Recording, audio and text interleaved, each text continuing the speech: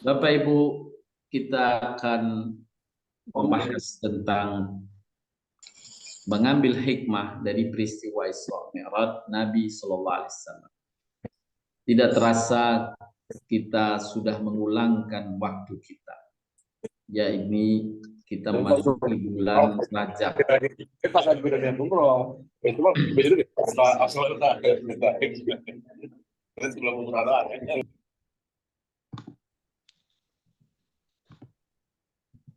Peristiwa Isra Mi'raj mengingatkan kita dengan Masjidil Aqsa. Karena perjalanan Isra Mi'raj Nabi Sallallahu Alaihi Wasallam diperjalankan dari Masjidil Haram ke Masjidil Aqsa. Kemudian dari Masjidil Aqsa berangkat ke langit, Mi'raj sampai ke Sidratil Muntaha. Kita akan lihat, kita akan pelajari bagaimana hikmah atau perjalanan Nabi Sallallahu Alaihi Wasallam berkaitan dengan Isra Mi'raj. Isra artinya perjalanan di malam hari yang secara khusus dimaknai terkait dengan Nabi Shallallahu Alaihi Wasallam, perjalanan dari Mekah Al-Mukarramah ke Baitul Maqdis yang saat itu Nabi melakukan perjalanan dengan cepat dikawal malaikat Jibril. Berita Isra dan Mi'raj ini didasarkan pada Al-Quran, yakni pada surat Al-Isra ayat pertama dan tentu hadis Nabi SAW yang menjelaskannya.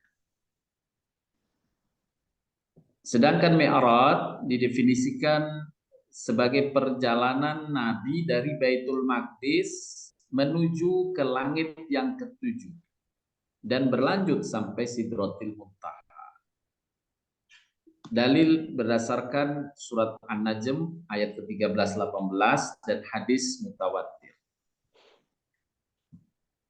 Di antara dalil yang mengabarkan tentang peristiwa Isra dan Mi'raj ini, atau khususnya Isra, tercantum dalam surat Al-Isra ayat 1.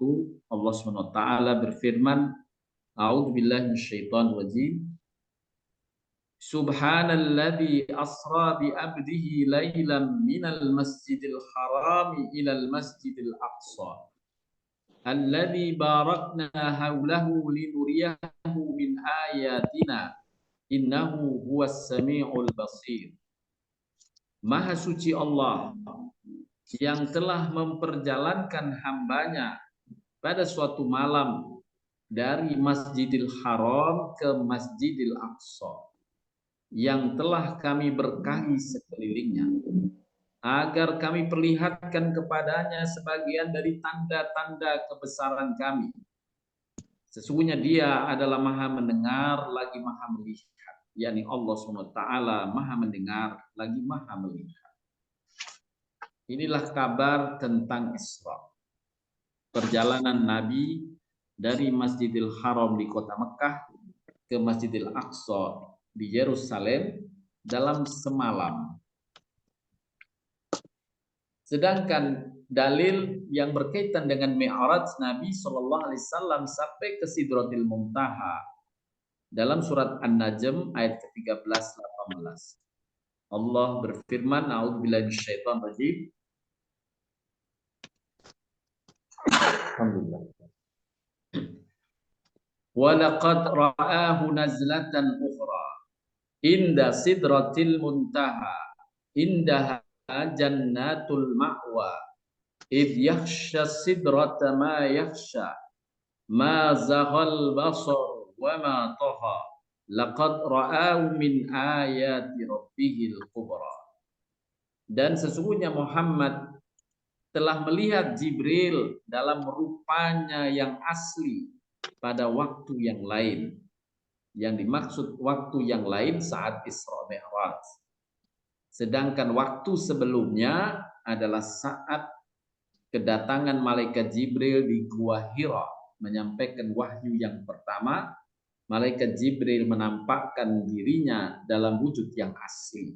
Sedangkan wahyu-wahyu berikutnya, nah malaikat Jibril sampaikan atas perintah Allah kepada Nabi Shallallahu Alaihi Wasallam dalam bentuk suara, ya, tidak dalam wujud asli malaikat Jibril. Saya ulang, dalam rupanya yang asli pada waktu yang lain, yaitu saat di Sidratil Muntaha. Di dekatnya ada surga tempat tinggal. Muhammad melihat Jibril ketika di Sidratil Muntaha, diliputi oleh sesuatu yang meliputinya. Penglihatan Muhammad tidak berpaling dari yang dilihatnya dan tidak pula melampauinya.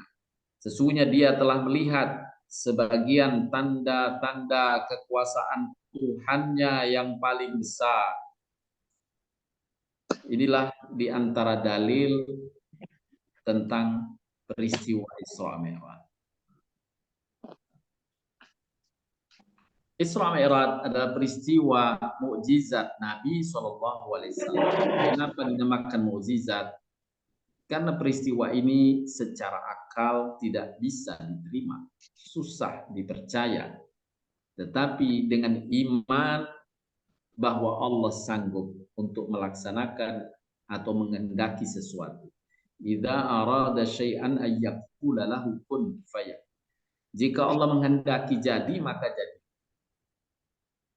Peristiwa Nabi Isa alaihissalam saat diangkat ke langit sesungguhnya juga mirip peristiwa Isra Mi'raj.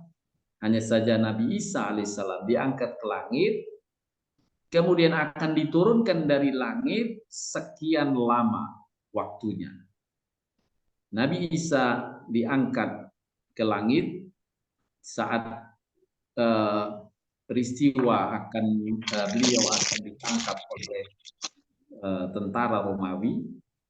Kemudian insya Allah Nabi Isa ini akan turun kembali di muka bumi, diturunkan oleh Allah Subhanahu wa taala kembali di muka bumi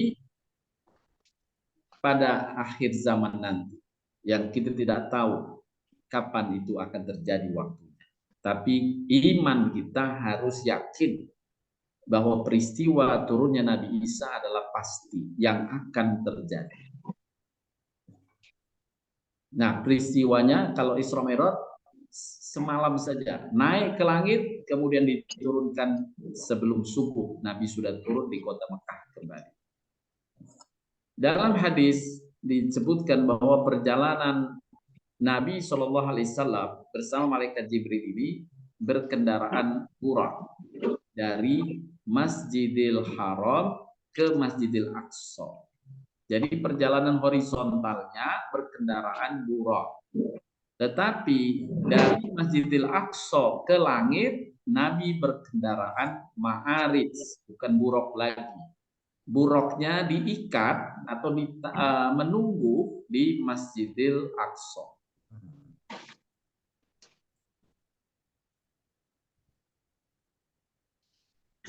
Peristiwa ini Bapak Ibu terjadi pada tahun ke-10 atau dalam riwayat lain tahun ke-12 Hijri, tahun ke-12 kenabian.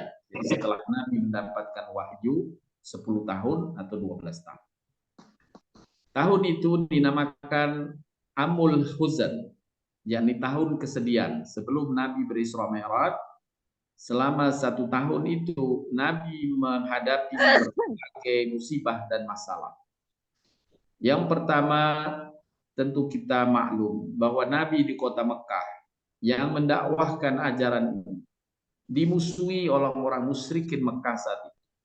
Akan tetapi karena ada 2 figur yang disegani di kota Mekah, yakni Abu Talib, paman Nabi, walaupun Abu Talib belum memeluk Islam, beliau sebagai tokoh yang dihargai di kota Mekah dapat memberikan perlindungan kepada Nabi SAW dari amukan atau permusuhan orang-orang musyrik yang menyembah berhala saat itu di kota Mekah. Yang kedua adalah istri Nabi sendiri, yakni Khadijah, yang juga sangat kokoh kedudukannya di kota Mekah, ya, yang juga menjadi salah satu penopang dakwah Nabi SAW di kota Mekah.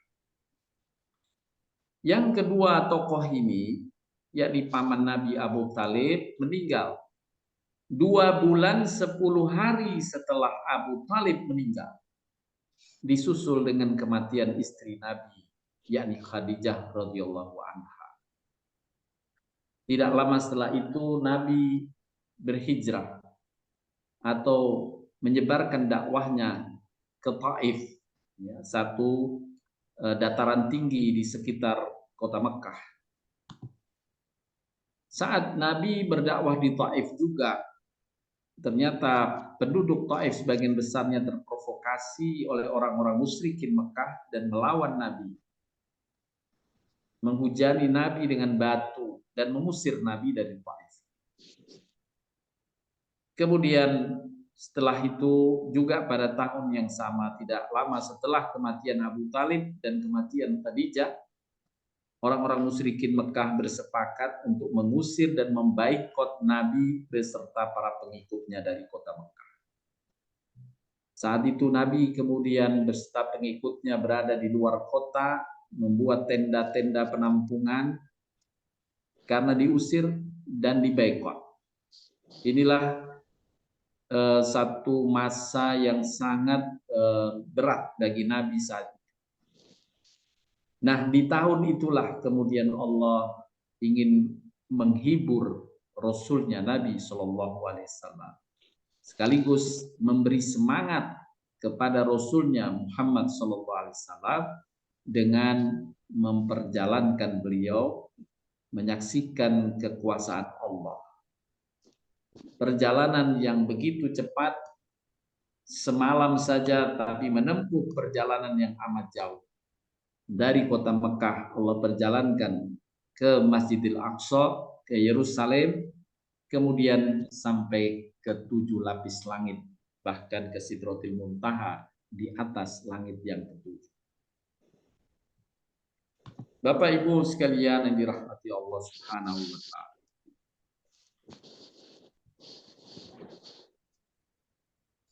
Peristiwa ini selain dilatar belakangi dengan hikmah, Allah ingin menghibur Nabi Shallallahu Alaihi Wasallam yang sedang dalam kegalauan yang tinggi di masa itu. Allah pun ingin pula menunjukkan kemukjizatan baik kepada orang beriman dan menjawab pertanyaan orang-orang kafir atau musyrikin Mekah saat itu. Yang penjelasan ini tercantum dalam surat Al-Isra ayat 90-93, yang dimana Allah berfirman yang artinya, dan mereka berkata, kami sekali-kali tidak percaya kepadamu. Yang dimaksud mereka di sini adalah orang-orang musyrikin Mekah yang berkata kepada Nabi Shallallahu Alaihi Wasallam, kami sekali-kali tidak percaya kepadamu hingga kamu memancarkan mata air dari bumi untuk kami, atau kamu mempunyai sebuah kebun kurma dan anggur, lalu kamu alirkan sungai-sungai di celah kebun yang deras alirannya, atau kamu jatuhkan langit berkeping-keping atas kami sebagaimana kamu katakan, atau kamu datangkan Allah dan malaikat-malaikat berhadapan muka dengan kami, atau kamu mempunyai sebuah rumah dari emas, atau kamu naik ke langit. Nah ini, atau kamu naik ke langit sebagai bagian dari bantahan orang-orang musyrik di Mekah. Kalau kamu naik ke langit baru saya akan percaya. Maka Allah SWT berikan karunia kepada Nabi-Nya Muhammad SAW naik ke langit ini. Tapi setelah dikabarkan kepada kaum musyrikin Mekah, mayoritas mereka pun tetap kufur.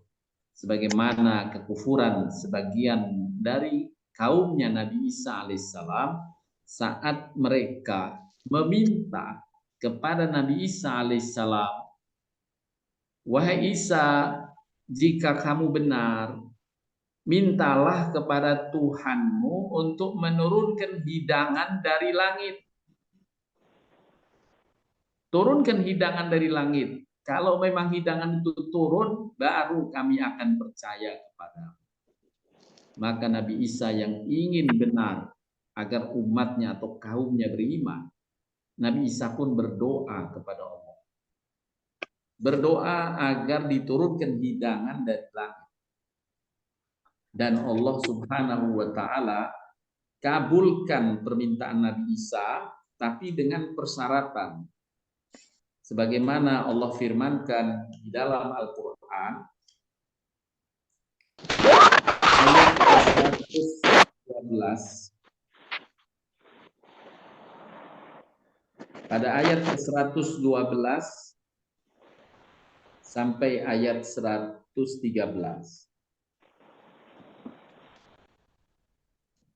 Ayat 114 sampai 115. Saya bacakan terjemahannya. Bapak Ibu, surat Al-Maidah. Ingatlah ketika pengikut-pengikut Isa berkata, "Wahai Isa putra Maryam, bersediakah Tuhanmu menurunkan hidangan dari langit kepada kami?" Isa menjawab, "Bertakwalah kepada Allah jika kamu orang-orang yang beriman." Maksudnya, jangan minta yang aneh-aneh. Takutlah kepada Allah. Sesungguhnya bukti Allah amat banyak. Jadi nggak perlu kalian minta hidangan dari langit semacam itu. Kemudian muridnya atau kaumnya berkata, "Kami ingin makan hidangan itu agar hati kami tentram dan agar kami yakin bahwa Engkau berkata yang benar kepada kami dan kami menjadi orang-orang yang menyaksikan hidangan itu." Kemudian Isa putra Maryam karena menginginkan agar umatnya ini benar-benar bisa beriman kepada ajakannya, beriman pada kebenaran ini, Nabi Isa pun berdoa kepada Allah. Doanya diabadikan dalam surat Al-Maidah 114. Doa Nabi Isa sebagai berikut. "Ya Tuhan kami, turunkanlah kepada kami hidangan dari langit yang hari turunnya akan menjadi hari raya bagi kami, yaitu bagi orang-orang yang sekarang bersama kami maupun yang akan datang setelah kami, dan menjadi tanda bagi kekuasaan Engkau. Berilah kami rizki dan Engkaulah pemberi rizki yang paling baik." Kemudian Allah Subhanahu wa taala berfirman menjawab doa Nabi Isa. Allah berfirman, "Sungguh Aku akan menurunkan hidangan itu kepadamu, tetapi barang siapa kafir di antaramu setelah turunnya hidangan itu, maka aku akan mengazabnya dengan azab yang tidak pernah aku timpakan kepada seorang pun di muka bumi ini di antara umat manusia." Ini ancaman Allah Subhanahu wa taala. Bila setelah turunnya hidangan itu mereka kafir, maka Allah azab dengan azab yang berat. Nah, kemudian Allah turunkan hidangan itu, tapi sebagian umat Nabi Isa pun menyampaikan bahwa apa yang dilakukan Isa ibnu Maryam adalah sihir belaka. Inilah ketika seseorang hanya mengandalkan akal tanpa iman. Ya, demikian juga ketika Isra Mi'raj ini terjadi, sebagian kaum di Mekah, manusia di Mekah, ketika Nabi mengabarkan kemukjizatan ini, mereka pun mengkafirkan Nabi, membohongkan Nabi. Ya, hanya sebagian yang tetap berpegang teguh dengan iman yang kuat. Ketika Abu Bakar Siddiq radhiyallahu dikabarkan kepadanya, "Wahai Abu Bakar, bahwa sahabatmu Muhammad menyampaikan bahwa tadi malam dia melakukan perjalanan dari Mekah ini ke Aqsa, ke Yerusalem, kemudian ke langit yang ketujuh sampai Sidratul Muntaha, kemudian balik lagi sebelum subuh." Abu Bakar menjawab, "Bila itu benar dari Muhammad, dari Rasulullah Muhammad, lebih dari yang diucapkan itu aku percaya. Kabar lebih dari yang diucapkan itu aku tetap percaya. Maka Nabi bergembira atas keyakinan yang kokoh dari sahabat Abu Bakar ini, dan saat itulah Nabi kemudian memberi gelar sahabatnya ini dengan As-Siddiq. Abu Bakar Siddiq, yang selalu membenarkan, ya, yang selalu membenarkan kabar-kabar dari Allah dan Rasulnya. Nah, ini di antara peristiwa di mana Isra Mi'raj salah satunya menjawab permohonan atau permintaan orang-orang kafir musyrikin Mekah, sebagai bukti bahwa kamu naik ke langit, dan Allah telah membuktikan. Kemudian berkaitan dengan peristiwa Isra Mi'raj ini disampaikan oleh Nabi SAW lebih detail dalam sabdanya. Saya bacakan sabda Nabi yang mengkisahkan tentang peristiwa Isra Mi'raj. Atap rumahku terbelah ketika saya berada di Mekah dalam keadaan antara tidur dan terjaga. Lalu turunlah Jibril alaihi salam dan membelah dadaku. Kemudian dia mencucinya dengan air Zam-Zam. Lalu dia datang dengan membawa sebuah baskom dari emas yang penuh berisi hikmah dan iman, dan menuangkannya ke dalam dadaku.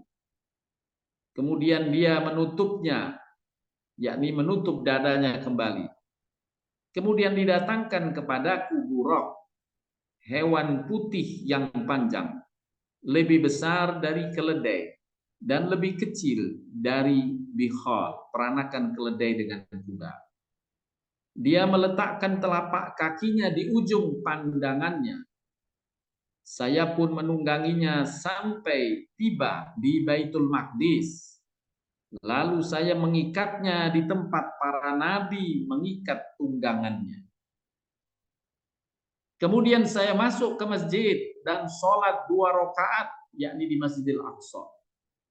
Diminta untuk mengimami para nabi dan rasul yang Allah hadirkan malam itu di Masjidil Aqsa.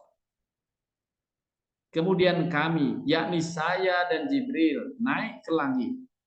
Dan Jibril minta izin untuk masuk. Masuk ke langit yang pertama. Maka dikatakan kepadanya, siapa engkau? Malaikat Jibril menjawab, Jibril. Penjaga langit itu bertanya lagi, siapa yang bersamamu? Malaikat Jibril menjawab, Muhammad. Dia bertanya lagi, apakah dia telah diutus? Malaikat Jibril menjawab, dia telah diutus. Maka dibukakan pintu langit untuk kami. Kemudian saya bertemu dengan seorang yang duduk, sementara di sebelah kanan dan kirinya ada serombongan bayang-bayang hitam. Jika melihat ke sebelah kanan, beliau tertawa. Dan jika melihat ke sebelah kiri, beliau menangis. Kemudian dia menyambutku dengan mengatakan, selamat datang Nabi yang saleh, anakku yang saleh.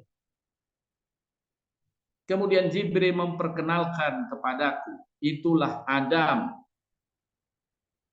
Jadi Nabi berjumpa dengan Nabi Adam alaihissalam di langit yang pertama.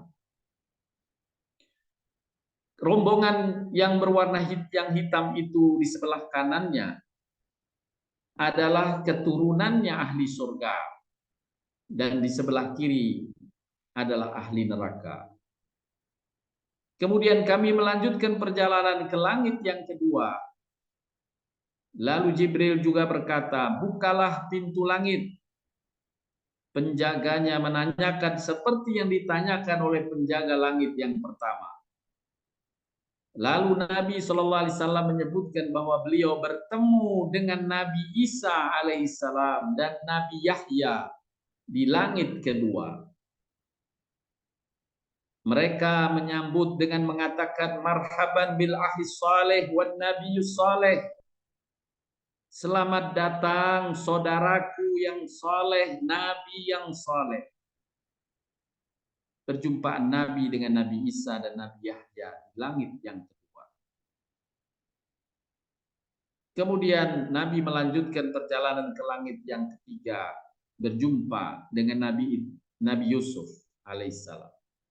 Lanjut ke langit yang keempat, berjumpa dengan Nabi Idris alaihissalam. Berlanjut pada langit yang kelima, berjumpa dengan Nabi Harun alaihissalam. Berlanjut pada langit yang keenam, berjumpa dengan Nabi Musa alaihissalam. Dan berlanjut pada langit yang ketujuh, berjumpa dengan Nabi Ibrahim alaihissalam. Beliau bersabda, maka saya bertemu dengan Ibrahim dan dia sedang bersandar ke Baitul Ma'mur, satu bangunan yang dimasuki oleh 70.000 malaikat setiap harinya. Dan jika mereka telah keluar, tidak akan kembali lagi. Bapak Ibu, Baitul Ma'mur adalah bangunan untuk tawafnya para malaikat. Seperti halnya Ka'bah, untuk tawafnya hamba-hamba yang beriman, Baitul Ma'mur ini tempat ibadah tawafnya malaikat. Dan setiap hari kotanya atau jatahnya 70.000 malaikat yang setelah dia satu hari itu melakukan tawaf, sudah tidak ada kesempatan lagi untuk tawaf. Karena jumlah malaikat itu tak terhitung jumlah atau banyak. Lalu Jibril membawaku ke Sidratil Muntaha. Ternyata daun-daunnya seperti telinga gajah dan buahnya seperti tempayan besar. Tatkala dia diliputi oleh perintah Allah, dia pun merubah sehingga tidak ada seorang pun dari makhluk yang sanggup menggambarkan keindahannya. Juga diperlihatkan kepadaku 4 sungai, 2 sungai di dalam dan 2 sungai di luar. Maka saya berkata, apa kedua sungai itu wahai Jibril? Dia menjawab, adapun 2 sungai di dalam itu adalah 2 sungai dalam surga. Adapun yang di luar, dia adalah sungai Nil dan sungai Furat. Kemudian Jibril alaihissalam datang kepadaku dan membawa sebuah bejana yang berisi khamar dan bejana yang berisi susu. Diminta kepada aku memilih, saya pun memilih susu. Maka Jibril berkata, engkau telah memilih fitrah. Kemudian kami terus ke atas sampai tiba pada jenjang di mana saya bisa mendengar goresan pena. Lalu Allah mewahyukan kepadaku. Apa yang dia wahyukan? Allah mewajibkan atasku 50 salat sehari semalam. 50 salat sehari semalam. Kemudian saya turun dan berjumpa dengan Nabi Musa alaihissalam di langit yang ke-6. Lalu Nabi Musa bertanya, apa yang diwajibkan Tuhanmu atas umatmu? Saya menjawab 50 salat. Dia berkata, yakni Nabi Musa berkata, kembalilah kepada Tuhanmu dan mintalah keringanan, karena sesungguhnya umatmu tidak akan mampu mengerjakannya. Sesungguhnya saya telah menguji Bani Israel. Kemudian saya pun kembali kepada Tuhanku seraya berkata, wahai Tuhanku, ringankanlah atas umatku. Maka dikurangi dariku 5 salat. Kemudian saya kembali kepada Musa dan dia pun menyarankan Allah mengurangi untukku 5 salat. Dia berkata, umatmu tidak akan mampu mengerjakannya. Maka kembalilah kepada Tuhanmu dan mintalah keringanan. Hingga terus menerus saya bolak-balik antara Tuhanku Tabarakallah Ta'ala dan Nabi Musa alaihissalam. Sampai akhirnya Allah berfirman, wahai Muhammad, ini adalah 5 salat sehari semalam. Setiap salat pahalanya 10, maka semuanya menjadi 50 salat. Dan itulah 5 waktu yang diterimakan kepada Nabi Muhammad SAW yang telah disampaikan kepada kita. Salat 5 waktu sehari dianggap oleh Allah kita mengerjakan 50 waktu. Barang siapa yang berniat melakukan kebaikan namun dia tidak melakukannya, maka dicatat untuknya 1 pahala. Dan jika dia kerjakan, maka dicatat untuknya 10 kali kebaikan.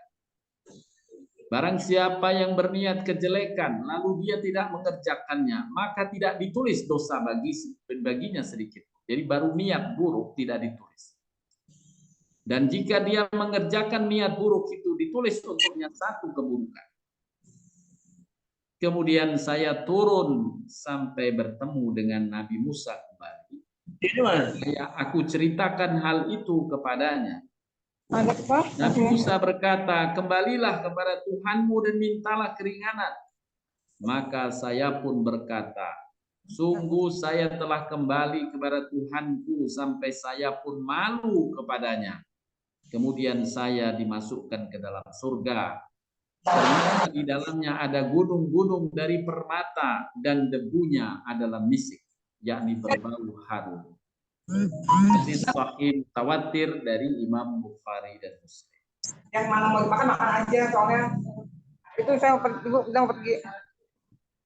Bapak Ibu sekalian yang dirahmati Allah Subhanahu wa taala.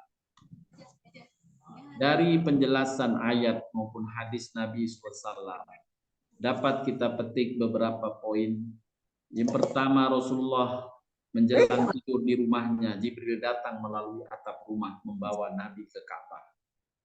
Rasulullah dibaringkan, lalu dada Rasulullah dibelah oleh malaikat Jibril. Hati Rasulullah dikeluarkan dan dibasuh dengan air zam-zam dan diletakkan pada letaknya semula. Perjalanan dari Masjidil Haram setelah gelap, yakni setelah hilangnya mega merah. Jadi sesudah Isya, sesudah waktu Isya, perjalanan itu dimulai dari Mekah ke Masjidil Aqsa. Dalam riwayat hadis yang lain, malaikat Jibril sebelum sampai atau dalam perjalanan menuju Masjidil Aqsa melewati beberapa tempat. Yang pertama melewati Madinah, yang kedua melewati negeri Ashabul Ukhdud. Ya, Madinah. Ketika Nabi bersama malaikat Jibril tiba di Madinah, Nabi sempat disuruh berhenti. Ya, diminta oleh malaikat Jibril sholat di sana. Di satu tempat yang kemudian malaikat Jibril menyampaikan ini Yasrib. Nabi bertanya kepada malaikat Jibril, tempat apa ini wahai Jibril? Ini tempat yang Allah telah takdirkan bagimu Muhammad untuk berhijrah. Dan mulai berkembangnya Islam dari Madinah ini. Maka Nabi SAW diberikan gambaran tentang kesuksesannya di masa depan. Sehingga Nabi terhibur yang tadinya sangat gelisah dengan keadaan yang dialaminya di kota Mekah. Dikabarkan Allah telah menulis takdirmu bahwa kamu berhasil di Madinah ini nanti. Kemudian melewati negeri Ashabul Ukhdud. Ashabul Ukhdud ini sebagaimana diturunkan ayat dalam surat Al-Burud, was-sama'i dzatil burud wal yaumil maw'ud wasyahidi wa mashhud qutila ashabul ukhdud an-nari dzatil waqud idhum 'alaiha qu'ud wa hum 'ala ma yaf'aluna bil mu'minina syuhud. Dan seterusnya mengkisahkan sebuah negeri di mana rajanya zalim, dan siapa yang beragama tauhid saat itu hanya mengesahkan Allah Subhanahu wa taala semata, diazab, disiksa, dibuatkan parit-parit api, dan siapa yang tidak mengikuti raja saat itu, maka ia harus didorong masuk ke dalam api. Ini negeri Ashabul Ukhdud ditunjukkan oleh malaikat Jibril. Nabi bertanya, kemudian malaikat Jibril menceritakan bagaimana disebutkan dalam hadis Imam Muslim.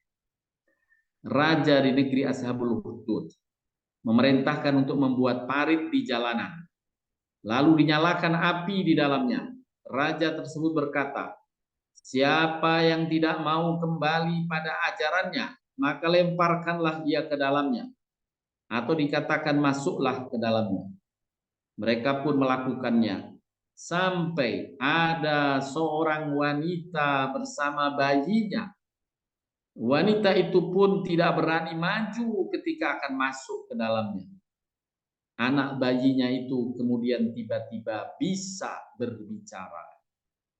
Ya, ini karomah yang Allah berikan, bayi di tangan ibunya ini bisa berbicara dan menyampaikan pesan kepada ibunya. Wahai ibu, bersabarlah karena engkau di atas kebenaran.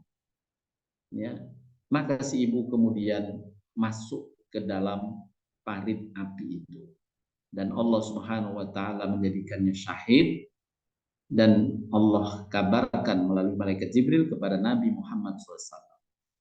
Yang dari peristiwa itu malaikat Jibril ingin menyampaikan pesan pada Nabi. Penderitaan orang-orang terdahulu untuk mempertahankan iman tauhidnya, iman Islamnya amat berat. Sehingga kalau kalian cuma dicaci maki, kalian cuma diusir, itu masih ringan dibanding penderitaan orang-orang terdahulu. Mereka digergaji, mereka dimasukkan ke parit-parit api, mereka dibunuh, tapi mereka bersabar, tetap mempertahankan agamanya dan ketauhidannya, mengesahkan Allah Subhanahu wa taala. Jadi dua peristiwa ini, yaitu dalam perjalanan Ashabul Ukhdud untuk menegarkan hati Nabi SAW tentang apa yang dialaminya, dan kabar tentang Madinah membuat optimis Nabi bahwa insya Allah tidak lama Nabi akan sukses dalam mengembangkan dakwah Islam. Inilah penghiburan kepada Nabi Muhammad SAW di tahun Amul Huzn, tahun kesedihan. Kemudian setibanya di Masjidil Aqsa, Nabi mengikat buraq dan masuk ke dalam masjid. Di atas masjid Allah pun perintah, Allah hadirkan pula ruh para nabi, ya, ruh para nabi-nabi. Bahkan diperintahkan sholat, Nabi SAW diminta menjadi imamnya. Ini satu penghormatan kepada khataman nabiyyin, penutup para nabi, dan juga membangun suatu kebersamaan bahwa semua ajaran Nabi mengajarkan sholat. Semua ajaran Nabi sama, mentauhidkan Allah Subhanahu wa taala. Hanya kaumnya yang kemudian membuat penyimpangan-penyimpangan. Ya, kaumnya Nabi Musa membuat penyimpangan-penyimpangan dengan mengatakan Uzair anak Tuhan. Kaumnya Nabi Isa membuat penyimpangan dengan mengatakan Isa anak Tuhan. Kaumnya Nabi Ibrahim juga melakukan penyimpangan dengan membuat patung-patung. Bagi orang-orang soleh kemudian terpeleset menyembah patung-patung itu sendiri. Inilah penyimpangan-penyimpangan yang telah terjadi di masa lalu dan tetap terus terjadi di masa-masa berikutnya. Kemudian Nabi SAW naik dari satu langit ke langit berikutnya dengan mengendarai Ma'arij. Apa itu Ma'arij? Dijelaskan dalam Al-Quran, surat Al-Ma'arij ayat 3 dan 4. Allah berfirman, A'udzubillahi minasyaitonir rajim. Minallahi dzil ma'arij ta'rujul malaikatu war-ruhu ilaihi fi yaumin kana miqdaruhu 50,000 sanah. Yang datang dari Allah, yang mempunyai tempat-tempat naik. Allah mempunyai ma'arid, yaitu alat untuk naik. Malaikat-malaikat dan Jibril naik menggunakan alat ini kepada Tuhan dalam sehari kadarnya 50.000 tahun. Kecepatan alat ini 50.000 tahun dalam sehari. Perjalanan Ma'arij sehari dalam kacamata kecepatan manusia itu harus ditempuh jarak itu dalam waktu 50.000 tahun. Begitu cepat alat ini, dan itulah yang dikendarai Nabi SAW dengan malaikat Jibril ke langit. Kemudian dalam penggambaran hadis yang mutawatir tadi, saat melewati langit, Nabi disambut oleh Nabi Adam di langit pertama, Nabi Isa, Nabi Yahya di langit kedua, Nabi Yusuf di langit ketiga, Nabi Idris, Nabi Harun, Nabi Musa, dan Nabi Ibrahim. Berjumpa Nabi dengan Rasul-Rasul yang tentu menegarkan. Kita bisa bayangkan kekuatan Nabi ketika berjumpa dengan para Rasul ini dan berkenalan, menyebut, saling bertegur sapa. Tentu makin semangat Nabi dalam mengembangkan dakwah. Kemudian disampaikan tentang tawaran malaikat Jibril agar Nabi memilih antara minuman arak dan minuman susu. Nabi memilih yang susu, dan itulah yang sudah benar. Inilah fitrah. Sampailah Nabi ke Sidratil Muntaha, kemudian diizinkan masuk ke surga. Inilah peristiwa Isra Mi'raj sampai Nabi kemudian sebelum pulang, Nabi diberikan beban untuk menyampaikan kepada umatnya melaksanakan sholat 5 waktu dalam sehari. Sesampainya di kota Mekah, Rasulullah kemudian menceritakan kepada bibinya Ummu Hani tentang apa yang dialaminya. Ummu Hani menasihati agar Nabi tidak menceritakan peristiwa itu kepada orang banyak, ya, karena khawatir akan dibohongkan dan dicela. Tapi Nabi justru diperintah oleh Allah hendaklah menyampaikan peristiwa itu kepada kaumnya. Kemudian pagi setelah subuh, Nabi mengumpulkan sahabat atau orang-orang di sekitarnya untuk disampaikan di depan umum. Saat mendengar penyampaian Nabi, Abu Lahab dan orang-orang kafir langsung melecehkan cerita Nabi. Bahkan sebagian dari mereka berupaya menguji Nabi dengan pertanyaan-pertanyaan sekitar Al-Quds, yakni Masjidil Aqsa. Lalu untuk menjawab pertanyaan-pertanyaan itu, yang mereka nanya tentang ciri-ciri Masjidil Aqsa, Allah Subhanahu wa taala jelmakan Masjidil Aqsa di depan mata Nabi SAW. Sehingga pertanyaan itu satu persatu bisa dijawab oleh Nabi SAW. Tentang tiangnya, ya, tentang bagaimana bangunannya, Nabi bisa menjelaskannya betul. Sehingga kaum musyrikin heran. Ya.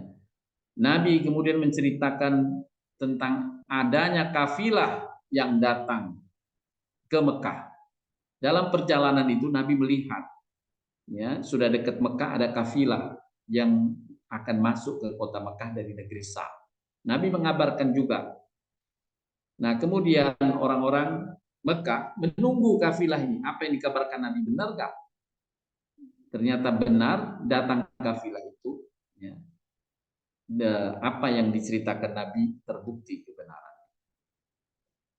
Tetapi karena provokasi orang-orang musyrikin Mekah yang sangat kuat, maka justru sebagian dari kaum muslimin terprovokasi dan menolak mengimani dan percaya kepada Nabi Shallallahu Alaihi Wasallam atas peristiwa ini.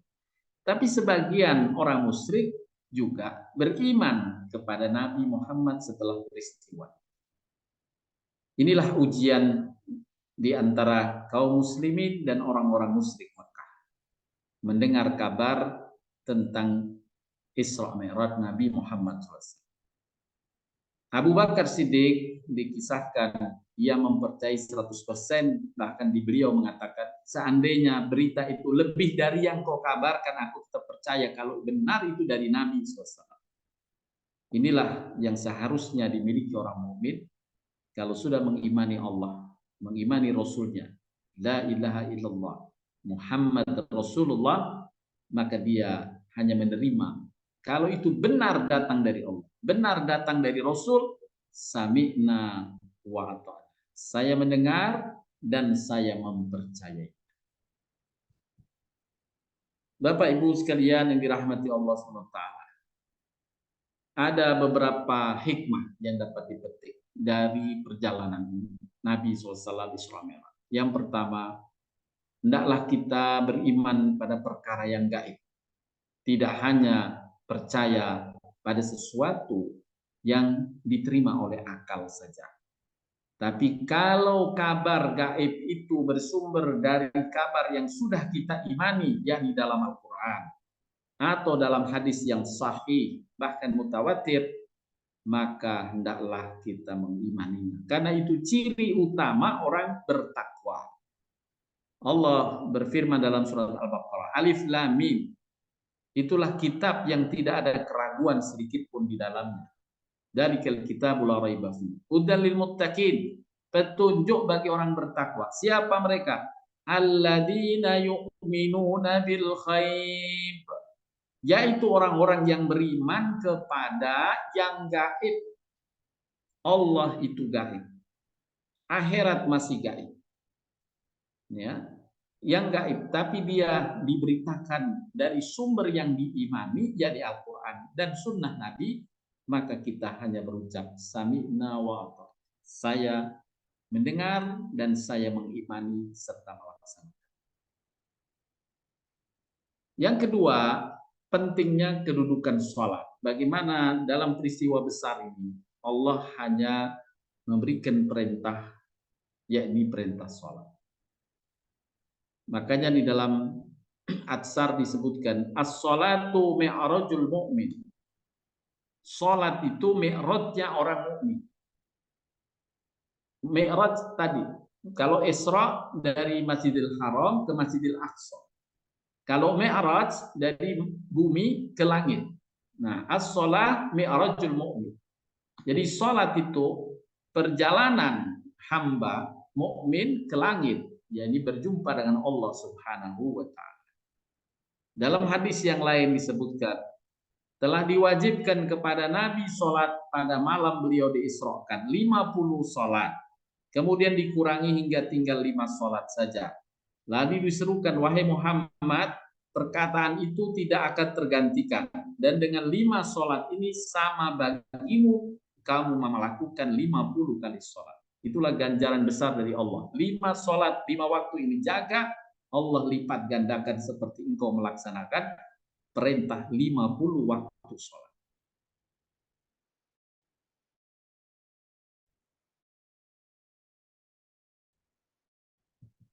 Kemudian sholat, karena dengan menjaga sholat seperti tadi digambarkan mi'rajul mu'min, dia mendekati Allah SWT. Pasti Allah akan menolongnya. Oleh karenanya Allah jadikan sholat sebagai wasilah untuk mendapatkan pertolongan Allah. Wasta'inu bis sabri was shalah wa innaha lakabiratun illa 'alal khashiyin. Jadikanlah sabar dan sholat sebagai penolongmu, maksudnya wasilah. Kalau kamu ingin dapat pertolongan dari Allah, segera sholatlah. Dan sesungguhnya yang demikian itu sungguh berat kecuali bagi orang yang khusyuk. Dalam firman yang lain, ya ayyuhalladzina amanu sta'inu bis sabri was shalah innallaha ma'as sabirin. Ya orang beriman, jadikanlah sabar dan sholat sebagai wasilah untuk mendapatkan pertolongan Allah. Allah bersama orang yang sabar.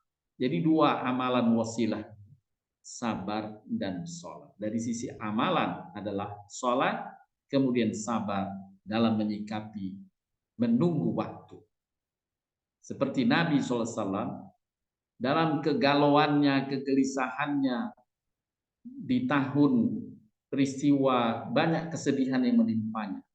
Dengan di Isra Mi'raj kan pesannya digambarkan tadi dengan Madinah, masa depan yang ditetapkan. Kemudian dikabarkan tentang Ashabul Ukhdud, peristiwa kesulitan ini lebih banyak yang lebih sulit daripada kamu. Maka bersabarlah, tunggulah waktu Allah memberikan pertolongannya. Pasti Allah memberikan pertolongan jika kita memenuhi perintah. Jangan kalian putus asa. Jangan kalian sangka buruk kepada Allah. Allah pasti menolong. Hanya pertolongannya menunggu waktu. Yang menunggu waktu inilah Allah perintahkan, hendaklah kamu sabar dan tetap melaksanakan kebaikan. Dan di antara kebaikan yang penting adalah tetap istiqomah menjaga sholat 5 waktu. Wasta'inu bis sabri was shalah. Dalam ayat yang lain pentingnya sholat ini sebagai sumber wasilah bagaimana Allah akan menolong hamba. Disebutkan dalam surat An-Nur ayat 36-38. Allah SWT berfirman yang artinya bertasbih kepada Allah di masjid-masjid yang telah diperintahkan untuk dimuliakan dan disebut namanya di dalam. Pada waktu pagi dan petang, laki-laki atau seseorang, ya, seseorang yang tidak dilalaikan oleh perniagaan dan tidak pula oleh jual beli dari mengingat Allah dan dari mendirikan sholat. Tidak dilupakan dia dari Allah hanya karena kesibukan perniagaan atau jual beli. Kesibukan apapun dia tidak akan pernah melupakannya dari berzikir kepada Allah dan dari mendirikan sholat serta membayar zakat. Kalau membayar zakat boleh jadi tahunan. Tapi untuk mengingat Allah, berzikir dan sholat hendaklah dilakukan setiap waktu. Dalam sehari saja subuh kita sudah mengingat Allah dan sholat. Tengah hari duhur kita mengingat Allah dan sholat. Asar juga demikian, maghrib demikian, malam juga demikian.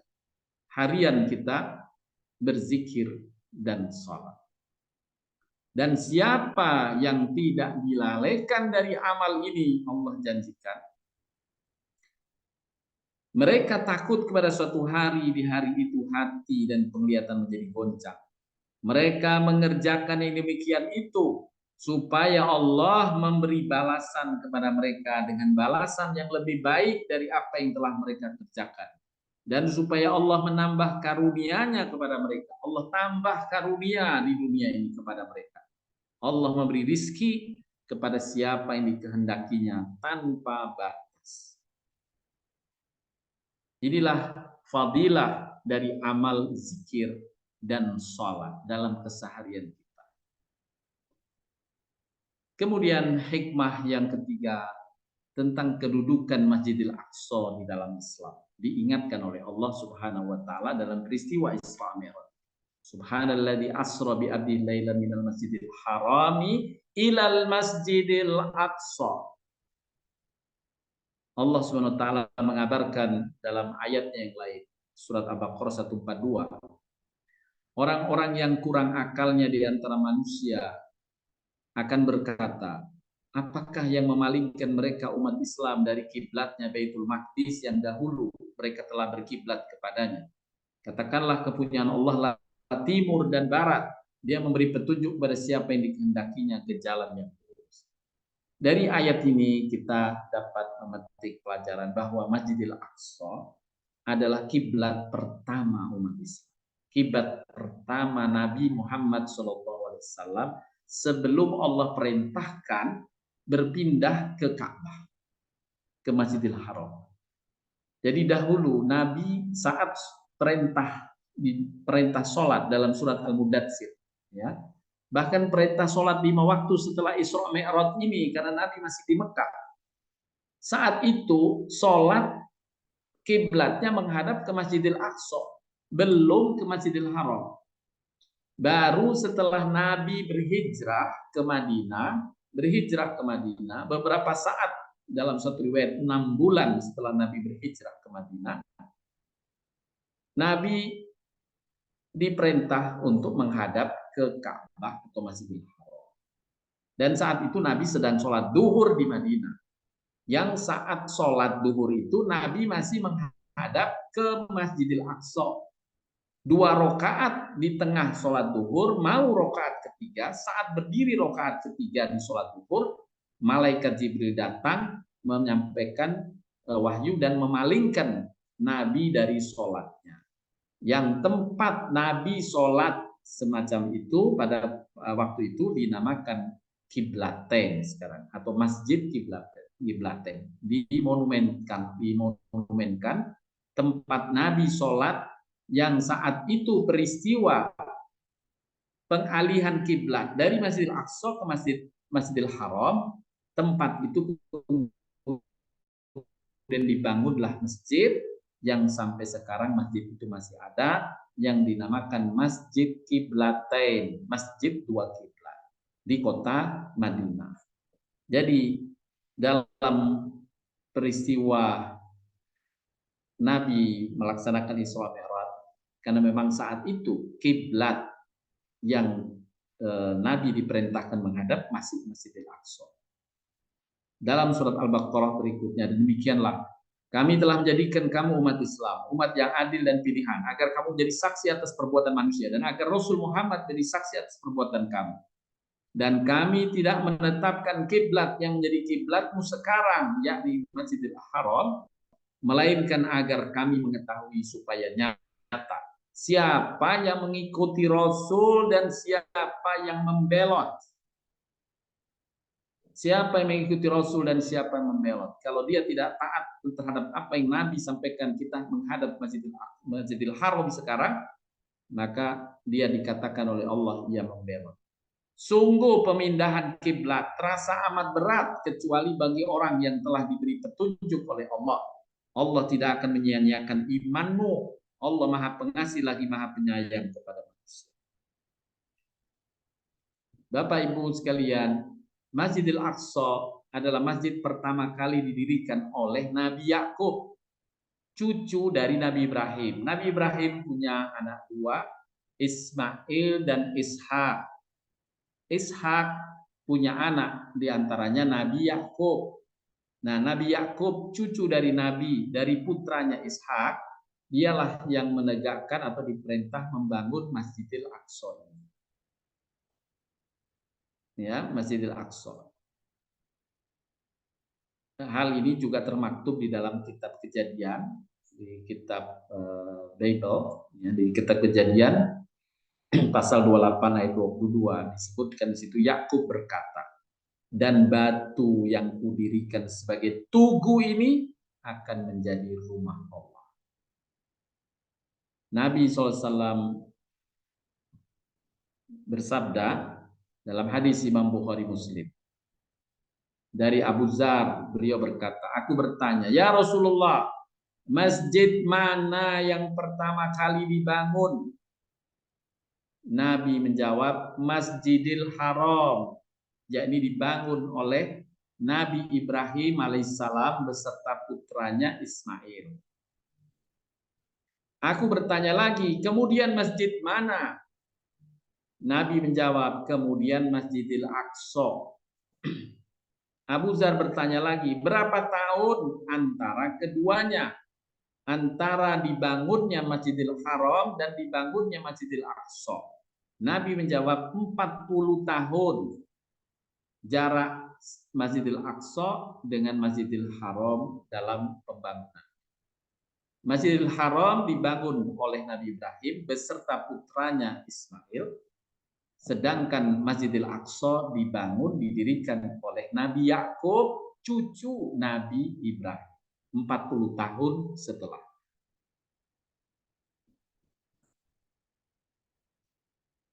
Kemudian yang keempat, dari hikmah perjalanan Isra Mi'raj, mengajarkan agar kita jangan berputus asa dalam perjuangan. Dan itu pesan kuat yang disampaikan malaikat Jibril kepada Nabi SAW yang mengalami tahun-tahun kesedihan. Jangan putus asa. Ya, banyak orang yang lebih sedih dari kamu. Banyak orang yang lebih sulit dari kamu. Bersyukurlah kepada Allah dalam keadaan. Dan yakinlah, jangan sangka buruk kepada Allah. Allah pasti menolong hambanya yang berbuat kebaikan-kebaikan. Kemudian yang kelima, yang terakhir, mengajarkan bahwa janji Allah di masa datang perlu dan penting untuk diketahui. Seperti Nabi SAW tadi dikabarkan tentang Madinah.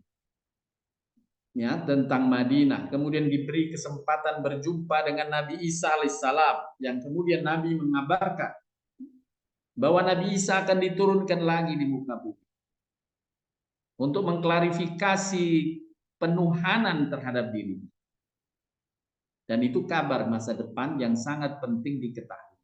Kalau kabar itu dari Al-Quran, kabar itu dari hadis-hadis yang mutawatir atau yang sahih, yang benar, maka kita harus imani dan kita jadikan optimisme dalam diri.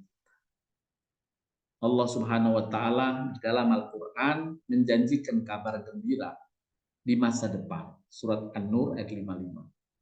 Dan Allah telah berjanji kepada orang-orang beriman di antara kamu dan mengerjakan amal soleh, bahwa Dia sungguh-sungguh akan menjadikan mereka berkuasa di muka bumi, sebagaimana Dia telah menjadikan orang-orang sebelum mereka berkuasa. Dan sungguh Dia akan meneguhkan bagi mereka agama yang telah diridhoinya untuk mereka. Dan Dia benar-benar akan menukar keadaan mereka sesudah mereka dalam ketakutan menjadi aman sentosa. Mereka tetap menyembahku dengan tiada mempersekutukan sesuatu apapun denganku. Dan barang siapa yang tetap kafir sesudah janji itu, maka mereka itulah orang yang fasik. Kalau tidak percaya terhadap janji Allah, Allah sampaikan bahwa ia orang yang fasik, orang yang berdosa. Inilah yang Allah kabarkan di dalam surat An-Nur tentang keadaan orang-orang beriman di masa depan. Allah juga mengabarkan hal yang sama kepada Yakub dan anaknya Yusuf, bahwa Allah akan menjadikan Yusuf nanti menjadi raja yang berkuasa. Wallahu khalibun ala amrihi walakinna aktsarun nasi la ya'lamun. Allah berkuasa terhadap urusannya, tetapi kebanyakan manusia tiada mengetahui. Allah Maha kuasa mengatur segala sesuatu, dan banyak manusia lupa, manusia lalai pengaturan Allah Subhanahu wa taala. Kita hamba yang beriman harus meyakini hal ini. Dan peristiwa Isra Mi'raj adalah satu pelajaran penting agar kita tidak terlalu gelisah. Kita berharap hanya pada Allah, cukupkan Allah sebagai penolongmu, dan Allah pasti menolong hamba-hambanya yang istiqomah berbuat kebaikan. Demikian Bapak Ibu yang dapat disampaikan. Semoga Allah SWT limpahkan rahmat dan berkahnya untuk kita semua, dan Allah berikan karunia kebaikan dunia dan akhirat. Demikian disampaikan. Terima kasih atas perhatiannya. Kalau masih ada pertanyaan, diskusi, dipersilahkan. Jazakallah Pak Ustadz. Silakan Ibu bila ada pertanyaan. Dari chat belum ada Pak Ustadz. Assalamualaikum.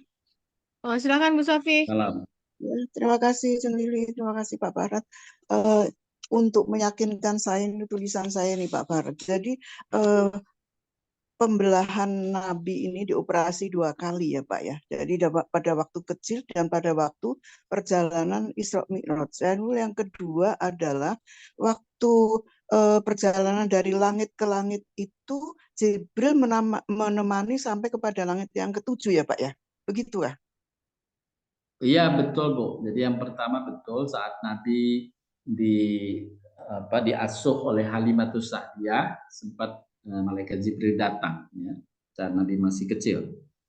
Kemudian betul, kemudian terkait dengan malaikat Jibril sampai ke langit yang ke-7, ke Sidratul Muntaha, malaikat Jibril nggak bisa mengantarkannya.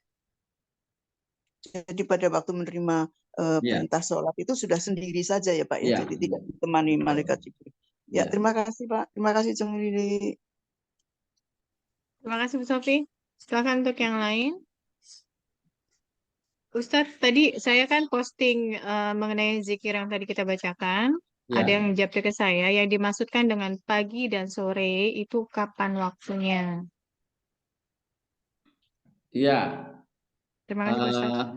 Ya waktu pagi itu kan setelah subuh, itu disebut pagi, sampai sebelum zuhur ya, itu disebut pagi.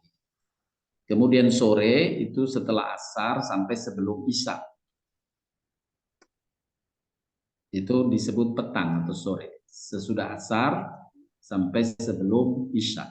Kalau sudah isya itu disebut mega merah itu hilang, itu disebut malam. Makanya Isra Mi'raj ini subhanalladzi asra bi abdi lailan malam. Tadi dijelaskan kapan itu berangkatnya? Sesudah mega merah hilang dari ufuk, dari langit. Begitu Bu Lili. Baik Pak Ustadz. Silakan untuk ibu yang lain.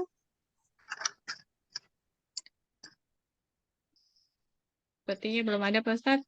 Baik Bapak Ibu, kalau tidak ada mungkin saya cukupkan kajian kita pada pagi hari ini. Mudah-mudahan bermanfaat. Semoga Bapak Ibu tetap dikaruniakan kesehatan, kekuatan, istiqomah dalam mengamalkan ajaran-ajaran Allah dan Rasulnya, baik yang hablum minallah maupun yang hablum minannas. Dan tetap bersemangat menyambut janji Allah Subhanahu wa taala dan janji Rasulnya sallallahu alaihi wasallam, atau kabar baik dari Allah dan Rasulnya untuk masa depan. Terima kasih, saya ucapkan wabillahi taufiq wal hidayah. Subhanakallahumma bihamdika asyhadu an la ilaha illa anta astaghfiruka wa atubu ilaik. Assalamualaikum warahmatullahi wabarakatuh.